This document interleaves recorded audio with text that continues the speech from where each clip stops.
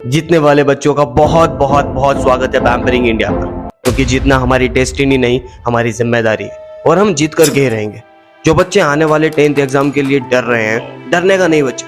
ये वीडियो हमने सिर्फ इसीलिए बनाई है कि जो बच्चे बहुत घबरा रहे हैं कि उनकी उतनी तैयारी हुई नहीं है और एग्जाम आने वाले हैं, अब क्या होगा, फेल तो नहीं हो जाएंगे, पास होंगे कि नहीं होंगे, डरने की जरूरत बिल्कुल भी नहीं है दोस्त।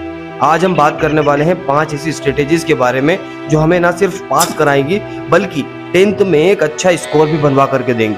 पहले तो अपने दिमाग में एक चीज साफ साफ क्लियर कर लो कि टॉपर कुछ भी अलग नहीं करते, वो बस हर चीज को अलग तरीके से करते हैं। कई सारे टॉपर्स और टॉपर के साथ बातचीत और रिसर्च करने के बाद मैं आपके लिए 5 स्ट्रेटेजीज लेकर के आया हूँ। लेकिन आपसे एक छोटी सी गुजारिश है दोस्त कि इन स्ट्रेटेजीज को सिर्फ सुन करके, एक कान से सुन करके दूसरे कान से निकालना मत, इसको इम्प्लीमेंट करना, तब जाकर के कुछ रिजल्ट मिलेगा और तब जाकर के कुछ मजा आएगा। तो क्या शुरू करें हम लोग?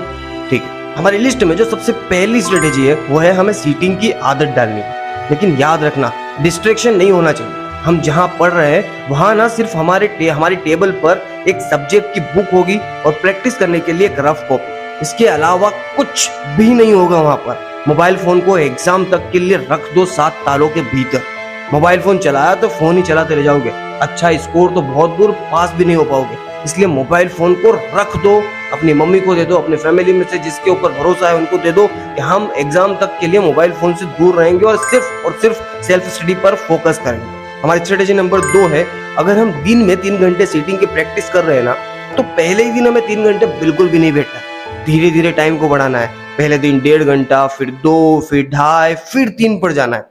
क्योंकि पहले दिन अगर हम 3 घंटे बैठे और हम अगर नहीं बैठ पाए ना 3 घंटे तक सलंग, तो हमारा मोरल डाउन हो जाएगा, हम डिमोटिवेट हो जाएंगे। और अगर हम नहीं बैठ पाए और हम डिमोटिवेट हो गए, फिर हम कभी भी एग्जाम तक बैठ नहीं पाएंगे। हमें लगेगा कि हम कर ही नहीं पाएंगे, हम तो लूजर है, हमसे तो ये एग्जाम हमसे छूट गया, अब हम पास नहीं हो पाएंगे। इसलिए धीरे धीरे टाइम को बढ़ाना, पहले 1.5 घंटा, फिर 2, फिर 2.5, फिर 3 पर जाना। ठीक है, स्ट्रेटेजी नंबर 3 है कि हमें आसान चैप्टर उठाना है। ऐसा नहीं करना है कि सबसे पहले दिन सबसे मुश्किल चैप्टर उठाना। पहले ना मोमेंटम बनता है, किसी भी सब्जेक्ट को पहले आसान चैप्टर उठाना, फिर धीरे धीरे मुश्किल चैप्टर उठाना। स्टेप बाय स्टेप चलोगे तो मोरल डाउन कभी भी नहीं होगा। नहीं तो पहले ही दिन सबसे मुश्किल चैप्टर उठा लिया तो गए।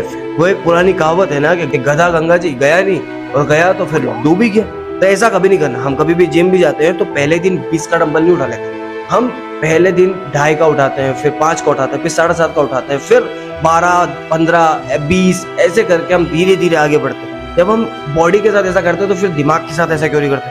हमें धीरे धीरे हमारी डिफिकल्टीज को बढ़ाना है, धीरे धीरे चैप्टर सब्जेक्ट्स की डिफिकल्टीज को आगे बढ़ाते रहना है। तो उन सबके मुंह पर वो मार्कशीट फेंकनी है जो साले सोचते हैं कि तू पास नहीं हो पाएगा, तू फेल हो जाएगा या फिर तू फेल हो जाएगी।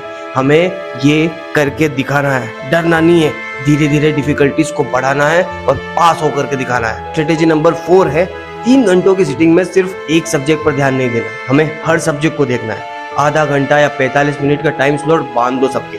जिस सब्जेक्ट में ज्यादा वीक हो उसे ज्यादा टाइम दे सकते, लेकिन जिस सब्जेक्ट में पकड़ अच्छी है, जो अच्छे से आते हैं, उन्हें पहले पढ़ना, भले ही रिवाइज करना और उन्हें पहले पढ़ना। पहले मुश्किल सब्जेक्ट ले लिया और फिर क्वेश्चन नहीं बने ना, तो फिर 3 घंटे नहीं बैठ पाओगे। अगर हमें लंबी पारी खेलनी है तो हमें हमारे आर्सेनल से वो एरो पहले चलाने होंगे जो हमें अच्छे से चलाना आते हैं। Everything depends on your motivation.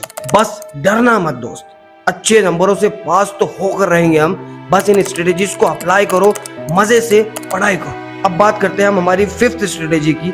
अच्छी आदत तो डाल ली हमने, 3 घंटे बैठ करके हम पढ़ाई कर रहे हैं। ये 3 घंटे एक ही बार की सीटिंग है, बार बार उठना नहीं है भैया। हम तो 10 मिनट हमारे दोस्त के यहाँ से बुक लेकर के आ जाते ना, एक बार की सीटिंग है। जो कुछ भी लेना है उसके पहले लेकर के आ जाओ, उसके बाद अगर सीटिंग बैठ गए तो फिर 3 घंटे हम सिर्फ बाथरूम के लिए उठेंगे, इसके अलावा किसी चीज के लिए नहीं उठेंगे। ठीक है, लेकिन भैया फिर मेरा एक सवाल है कि हम 3 घंटे सलंग नहीं बैठ पाएंगे, हमें तो नींद ही आ जाएगी।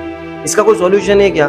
बिल्कुल सॉल्यूशन है दोस्त। सबसे पहले तो देखो भाई, हम पास होना चाहते हैं ना तो हमें सेक्रीफाइस तो करने पड़े। तो सबसे पहला सेक्रीफाइस होगा हमारा खाना।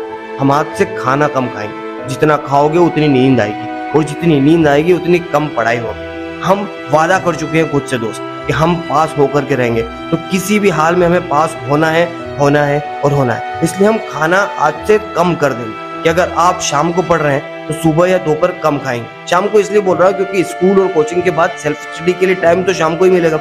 लेकिन अगर हम रात को पढ़ाई कर रहे हैं तो हम रात का खाना कम खाएं। यहाँ पर बहुत सारे बच्चों का डाउट होता है कि रात को लेट नाइट पढ़ना चाहिए या फिर अर्ली मॉर्निंग में उठ करके पढ़ना चाहिए। तो बच्चों इसके लिए हमने एक स्पेसिफिक वीडियो बनाई है जिसे आप यहाँ पर क्लिक करके या फिर डिस्क्रिप्शन बॉक्स में लिंक पर क्लिक करके देख सकते हैं। तब तक के लिए डरना नहीं बच्चा, मन लगा करके पढ़ना, इन स्ट्रेटेजीज को अप्लाई करना। मन में कोई डाउट हो तो कमेंट सेक्शन में आकर के पूछ सकते हैं। मिलते हैं अगली वीडियो में, तब तक के लिए धन्यवाद, टाटा, बाय बाय।